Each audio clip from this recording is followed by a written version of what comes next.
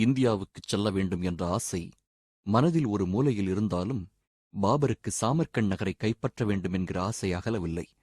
சமயம் பார்த்து பாரசீக மன்னர் ஷா இஸ்மாயிலுக்கும் பாபரின் பழைய விரோதி ஷைபானி கானுக்கும் பகை மூண்டது. தொடர்ந்து சில போர்களில் வெற்றிகளை குவித்து தலை கனத்துப் போன ஷைபானி கான், நிதானம் இழந்து வந்து கொண்டே இருக்கிறேன், இன்னும் சில நாட்களில் நீங்கள் பிச்சைதான் எடுக்க வேண்டி வரும் என்கிற அர்த்தத்தில் பெரும் மன்னரான ஷா இஸ்மாயிலுக்கு ஒரு பிச்சை பாத்திரத்தை பரிசாக அனுப்பி கிண்டல் செய்ய இருவருக்குமிடையே போர் மூண்டது. பாபர் பாரசீக மன்னர் பக்கம் சேர்ந்து கொள்ள போரில் தோற்றார் ஷைபானி கான். ஒரு மாட்டுத் தொழுவத்தில் ஒளிந்து கொண்டிருந்த அவரை பாரசீக படை வீரர்கள் பிடித்து இழுத்துச் சென்று ஷா முன்பு நிறுத்தினார்கள். ஷைபானி கானின் உடலை துண்டு துண்டாக வெட்டச் செய்து பாரசீக நாட்டின் பல முக்கிய ஊர்களில் அவருடைய உடல் பகுதிகளை கண்காட்சியாக வைத்தார் ஷா.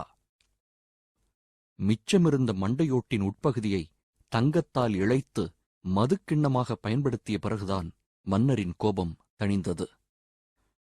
அதைத் தொடர்ந்து மன்னர் ஷா இஸ்மாயில் உதவியோடு சாமர்கண்ட் பாபரின் கீழ் வந்தது.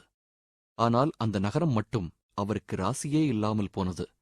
தைமூரின் வழித்தோன்றலான பாபரின் சாமர்கண்ட் பிரவேசம் அந்த நகரத்து பெரும்பாலான சன்னி பிரிவு மக்களுக்கு பெரும் மகிழ்ச்சியை தந்தாலும், கூடவே ஷியா பிரிவைச் சேர்ந்த பாரசீக மன்னர் கேட்டுக்கொண்டதற்கிணங்க அவரை திருப்திப்படுத்த பாபர் உடுத்தியிருந்த ஷியா உடை மற்றும் தலைப்பாகை அவர்களுக்கு சற்று திகைப்பை ஏற்படுத்தியது.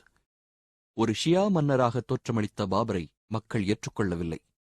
இதுதான் சமயம் என்று உஸ்பெக் நாட்டு படை சாமர்கண்ட் நகரை கைப்பற்றிய போது மக்கள் ஆதரவை இழந்துவிட்டிருந்த பாபர் பழையபடி காபூலுக்கு திரும்பினார். வடக்கை பிறகு பார்த்துக் கொள்ளலாம், தெற்கை கவனிப்போம் என்று சிந்தனை வயப்பட்டார் பாபர். சில மாதங்களில் அடுத்த இலக்கு இந்தியாதான் என்கிற ஆசை அவர் மனதில் பெரிதாக வளர ஆரம்பித்தது. தன் விருப்பத்தை நண்பர்களிடமும் சொன்னார் பாபர். இந்தியா வர முடியுமா என்று தௌலத் கான் எழுதி அனுப்பிய கடிதம் பாபரின் கையில் போய்ச் சேர்ந்தது அப்போதுதான். உடனே படையோடு கிளம்பினார் பாபர்.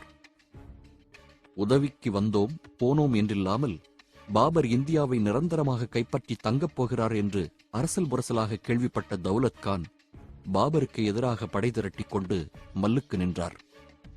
அதனால் பாபர் காபூல் திரும்பி படை வீரர்களின் எண்ணிக்கையை அதிகரித்துக் கொண்டு திரும்ப வேண்டியதாயிற்று. கடைசியாக டிசம்பர் 15 கிபி 1525 பாபரின் படை சிந்து நதியை கடந்தது.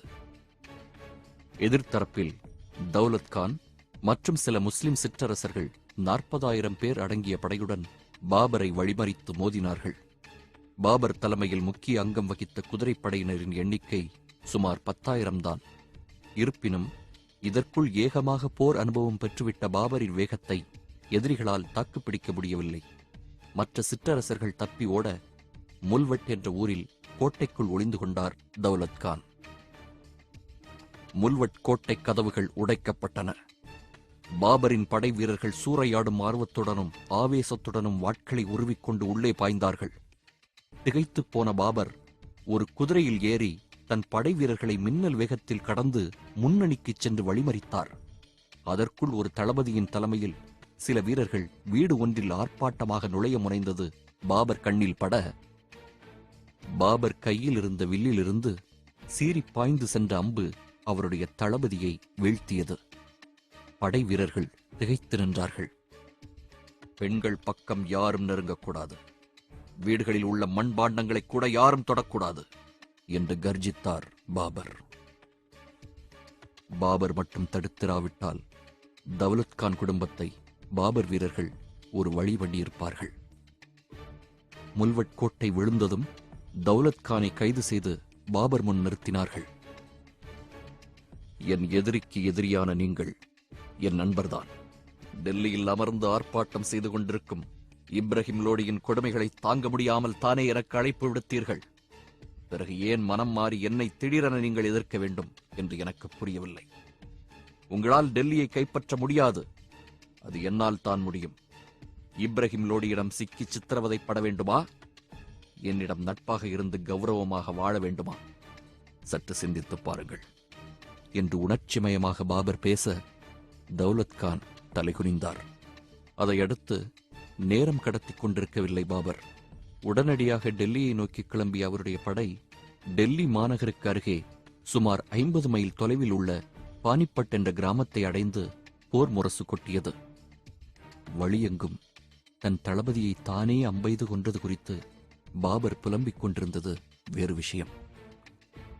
ஏப்ரல் 21 கிபி 1526 டெல்லி சுல்தான் இப்ராஹிம் லோடி தலைமையில் திமுதிமுவென்று நூற்றுக்கணக்கான யானைகள் மீது அலையலையாக வில்லேந்திய வீரர்களும் 1,00,000க்கும் மேற்பட்ட குதிரை வீரர்களும் பாபரை நோக்கி முன்னேறி வந்தனர். பாபரின் மொத்த வீரர்களின் எண்ணிக்கை சுமார் 12,000. தொடர்ந்து வரலாற்றில் பிரசித்தி பெற்ற பானிபட் யுத்தம் துவங்கியது.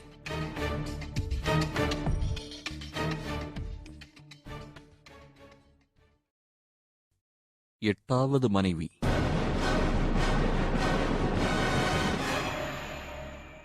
பாபரால் புறக்கணிக்கப்பட்டு வெறுத்துப்போய் விலகிக் கொண்ட ஆயிஷா பேகம் என்ற முதல் மனைவிக்குப் பின் காபூலிலும் பிறகு இந்தியாவிலும் பாபர் மணந்து கொண்ட பெண்மணிகள் மொத்தம் 7 பேர். ஆயிஷா அவர் மனதை கவரவில்லையே தவிர, ஆயிஷாவின் தங்கை மசூமா வீசிய காதல் பார்வை பாபரின் மனதில் கிளர்ச்சியூட்டியது. பாபர் மசூமா திருமணம் காபூலில் கிபி 1507 நடைபெற்றது. இவர் உட்பட மற்ற மனைவிகளின் மூலம் பாபருக்கு மொத்தம் 17 குழந்தைகள் பிறந்தன. அவற்றில் 8 குழந்தைகள் பிறந்தவுடன் இறந்தன. பாபரின் அன்பையும் மதிப்பையும் பெற்ற மாஹிம் பேகம் என்ற மனைவிக்கு பிறந்தவர்தான் ஹுமாயூன். இவர்களோடு பாரசீக மன்னர் அன்பளிப்பாக அனுப்பிய பிரமிப்பூட்டும் தென் ஐரோப்பிய அழகிகள் 2 திருமணம் என்று செய்து கொள்ளவில்லையே தவிர, மனைவிக்கான முழு அந்தஸ்து அளித்து அன்புடன் வைத்துக் கொண்டிருந்தார் பாபர். இன்னும் ஒரு திருமணம் பாக்கியிருந்தது.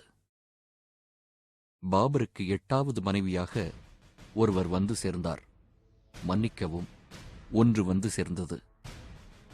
கண்டவுடனேயே காதல் வயப்பட்டு மிகுந்த அன்புடன் தன்னோடு பாபர் வைத்துக் கொண்ட அது துப்பாக்கி என்று அழைக்கப்பட்ட ஒரு புதிய ஆயுதம். துருக்கியர்கள் புத்திசாலிகள் என்று முன்பே குறிப்பிட்டோம் அல்லவா?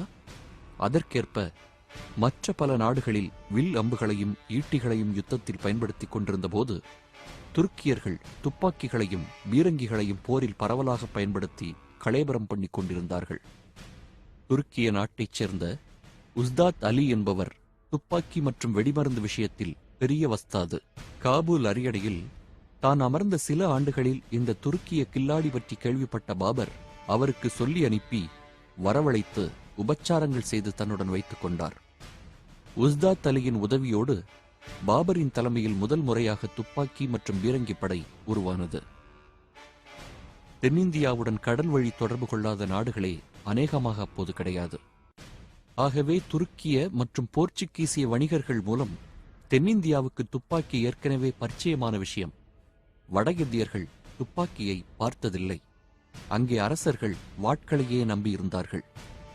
இந்த சூழ்நிலையில்தான் இப்ராஹிம் லோடியின் 1,00,000க்கும் மேற்பட்ட வில்லேந்திய குதிரைப்படையும் நூற்றுக்கணக்கில் கவசமணிந்த யானைப்படையும் தங்களை நோக்கி முன்னேறி வந்ததைக் கண்டு பாபரின் சுமார் 12,000 வீரர்கள் கொண்ட படை மிரளாமல் நின்றது. 12 வயதிலிருந்து போர் அனுபவம் என்றால் சும்மாவா? மோதல் என்று வந்துவிட்டாலே உற்சாகத்துடன் பாபர் ஒரு கைதேர்ந்த ஜெனரலாக மாறிவிடுவது வழக்கம். முந்தைய இரவிலேயே போர்த்திட்டங்களை தெளிவாக நுணுக்கமாக தளபதிகளுக்கு விளக்கியிருந்தார் பாபர். இந்த போரில் அவருடைய ஒரு முக்கிய தளபதி 17 வயது ஹுமாயூன் என்பது குறிப்பிடத்தக்கது. துப்பாக்கி வீரர்கள், அவர்களுக்கு பின்னால் வாட்கள் ஏந்திய குதிரை வீரர்கள் என்று ஆங்கில எழுத்து வீயின் வடிவில் அணிவகுத்து மெல்ல முன்னேறியது பாபரின் படை. முன்னணியில் நடுநாயகமாக பாபர். எதிர்ப்பக்கம் அலையென வேகமாக முன்னேறி வந்த இப்ராஹிம் லோடியின் வீரர்கள் குறிபார்த்து செலுத்திய பல்லாயிரக்கணக்கான அம்புகள் தொடர்ந்து சீறிப்பாய, அவற்றை கேடயங்களால் தடுத்து முன்னேறிய பாபர் படை கொஞ்சம் கொஞ்சமாக பாவடிவ அணிவகுப்பாக மாறியது. இரு படைகளும் நெருங்கியவுடனே பாபர் உயர்த்தி பிடித்திருந்த வாள் கீழே சங்கேதமாக இறங்க மறுவினாடி ஏக காலத்தில் நூற்றுக்கணக்கில் துப்பாக்கிகள் இயங்கின. வெகு தூரம் முன்னேறி வந்துவிட்ட போர் யானைகள் துப்பாக்கி எழுப்பிய ஒலி கேட்டு மிரண்டு திரும்பின. இப்ராஹிம் லோடியின் படை வீரர்கள் திகைத்துப் போய் தடுமாறினார்கள். வாட்களை உயர்த்தியவாறு முன்னேற பார்த்த ஆயிரக்கணக்கான டெல்லி வீரர்கள் தோட்டாக்கள் பாய்ந்து தொப்பன்று ஏகமாக மாண்டு விழுந்ததைக் கண்ட இப்ராஹிம் லோடியின் படை தளபதிகள் கலங்கிப் போய் திரும்ப முனைந்தார்கள். ஆனால் பாபரின் படை அதற்குள் அவர்களை சுற்றி வளைத்திருந்தது. அதே சமயம் துப்பாக்கிப் படையின் பின்னாலிருந்து மின்னலாக வெளிப்பட்டு எதிரிகளிடையே ஏந்திய வாட்களோடு புயல் வேகத்தில் புகுந்த பாபரின் குதிரை வீரர்கள் மங்கோலிய ஸ்டைலில் குதிரைகள் மீது நின்றவாறு அவற்றை வளைத்துச் செலுத்தி ஆயிரக்கணக்கான டெல்லி வீரர்களை வெட்டி வீழ்த்தினார்கள். திறமையான தலைவருக்குரிய வீரத்துடன் போரிட்ட பாபரின் வாழ்வீச்சில் தனிப்பட்டு பறந்த தலைகள் ஏராளம். கொடுங்கோலராக இருந்தாலும் இப்ராஹிம் லோடியின் உடலில் ஓடியது சுத்த ஆப்கானிய ரத்தம் அல்லவா? கடைசி மூச்சு வரை வாழேந்தி போரிட்ட இப்ராஹிம் லோடி உட்பட பானிபட் யுத்தத்தில் வீழ்ந்து மடிந்த டெல்லி வீரர்கள் 15,000க்கும் அதிகம். சில வரலாற்று ஆசிரியர்கள் இது குறைந்த மதிப்பீடு, உண்மையில் 1,00,000 பேர் அடங்கிய படை துவம்சம் செய்யப்பட்டிருக்கிறது என்பதை நினைவில் கொள்ள வேண்டும், இறந்தவர்களின் எண்ணிக்கை 50,000க்கும் மேல் என்று குறிப்பிடுகிறார்கள். எல்லாம் வல்ல ஆண்டவரின் கருணையால் கிழக்கே ஒரு ஈட்டி உயரத்திற்கு சூரியன் இருந்தபோது ஆரம்பித்த யுத்தம் சூரியன் உச்சத்திற்கு போவதற்குள் முடிந்துவிட்டது என்று பாபர் சுயசரிதையில் குறிப்பிடுகிறார். கூடவே போரில் இப்ராஹிம் லோடி செய்த தவறுகள், கைவிட்ட வாய்ப்புகள் பற்றியெல்லாம் கூட நுணுக்கமாக சுயசரிதையில் குறிப்பிட மறக்கவில்லை பாபர்.